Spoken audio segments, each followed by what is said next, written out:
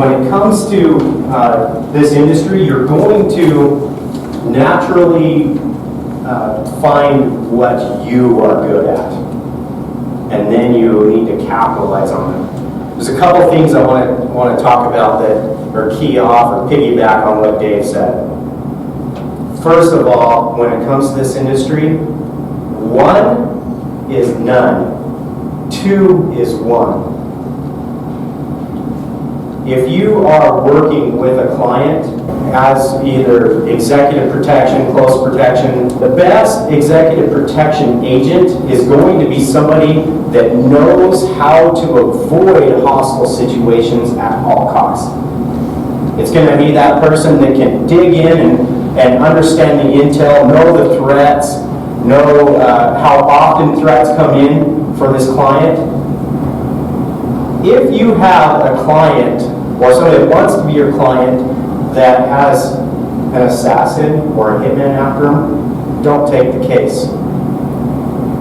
You just don't, because a professional hit, it takes CIA level security detail to stop that kind of a thing, if they're able to stop it. If you end up in a hostile situation and you're by yourself, like Dave was most likely a lot of the time, do not engage until you have backup. It's just not worth it. And even if you have some kind of equalizer, firearm, taser, things can go wrong, even with that kind of equipment. It's best to like Dave said, talk your way out of it, de-escalate the situation. And most importantly, it's the situational awareness, the different levels. You know, you have level white of situational awareness is somebody that is almost asking to become a victim. They're that person that maybe is walking around with their headphones on, the attractive young lady that goes out every morning, early morning on her job, that's the exact same pattern, the exact same track, the exact same trail, the exact same time, has the ponytail that's easy to grab, has her headphones in so she can't hear anything, no protection, has her cell phone, she goes and runs. That's an example of level white. A lot of college students, they operate in level white, walk around with headphones in, they're just not paying attention. A couple of months ago, there was a guy who got jumped right out here on the street. The guys jumped out of the car, beat him badly. He was in the hospital for many days. And, you know, anything can happen in any place. I am licensed in private security. Every state is different. Do not operate in that state unless you've contacted the Attorney General's office and find out what you need to do to be able to properly operate there. It's just not worth the troubles that can come from it. And nowadays, when you're traveling internationally with a client, I'm trained in executive protection through the Joe LaSorsa. He worked for three different presidents in his term there, including Ronald Reagan. He wasn't on the detail that day when Ronald Reagan would have the assassin try to get him, but he knows all those guys. They're all part of his team, and so that's a very good source for getting trained. Get the training. Don't just train on your own, doing YouTube or whatever to get an actual certification. The reason for that is not just understanding the most current laws and practices, but the networking is where your gigs come from. I'm tied into a network all across the U.S. of people like myself doing these security gigs. They reach out to me, and because they know I'm in that network. If I can help them, then I will. If I can't do it, then I know somebody else that can. So with the private security, that's one area. I'm a private investigator.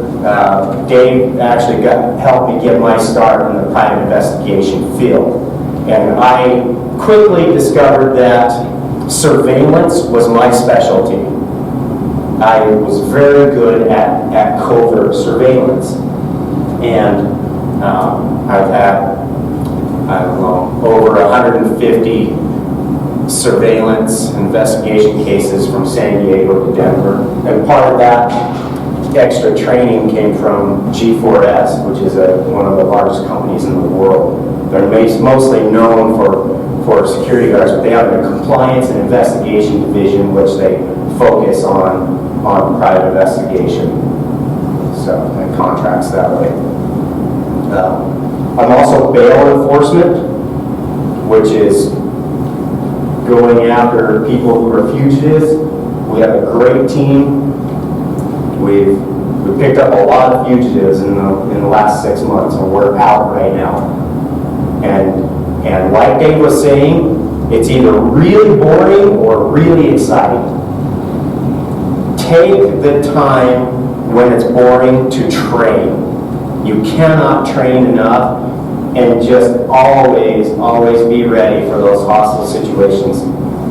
Now, I was working at a security gig Friday night, and there was some of us that were official private security, and at this event there were a couple guys that got assaulted and beat up really bad by a group of 7 or 8 men that were unruly, drunk, and very aggressive and volatile. And that one of them was the illicit actor, the aggressor, and he bolted. He took off running, and it ended up in a crazy foot chase through the place. My partner immediately bolted after him, and I had dispatch on the phone, and so I was trying to stay with him as well as give a description and location for PD to get there, and I lost him. They got lost out there. So now it's a one-on-one, him out there. Remember what one-on-one is? No. One-on-one is none. You just don't engage in that kind of a situation. So I'm imagining that he is rolling around with this aggressor out in the bushes somewhere, fighting with him, and I'm desperately hunting. Next thing I know, I'm surrounded by the rest of the guys where I'm at, and one of them took a strike at me. I blocked it with my flashlight, knocked my flashlight out of the way. Okay, so I knew at this point that I had to take a step back and start thinking clearly. And then my options were to deploy my firearm, because I was in a very bad situation, surrounded by these guys who didn't care that I was armed. They were still coming after me. Or to find a way out of that situation, because now it wasn't one-on-one, it was me against multiples. And so I started talking, and the one of the best things you can possibly do is start talking is say your name and ask them theirs. What's your name? Get their name. If you can get them to tell you their name, then they immediately start coming back to reality.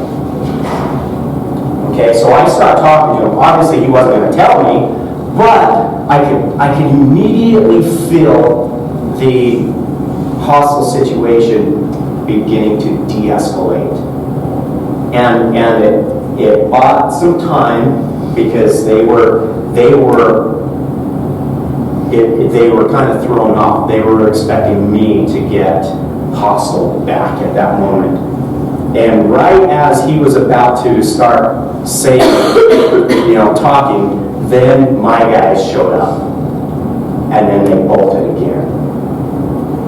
And so when I say train, I'm not saying just get out and physically be prepared for this kind of stuff, this kind of situation in security, because they will happen. But to mentally prepare, I have put myself in those kind of situations mentally many times over. That's how I knew I need to de-escalate this, go for his name, get the name, and start from there. The other is voice inflection, the way that you say it. There's a group called Black Swan Group. The owner of that company was an FBI negotiator.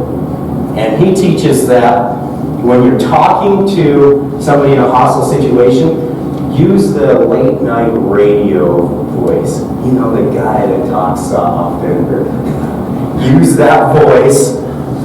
And I did, and I do when I'm in those kind of situations. There are multiple levels. You have level white, then you go level yellow, orange, red, and even up to level black. If you want to learn how to operate in a very high level of situational awareness, become a fugitive. These fugitives are very alert. They're professional runners.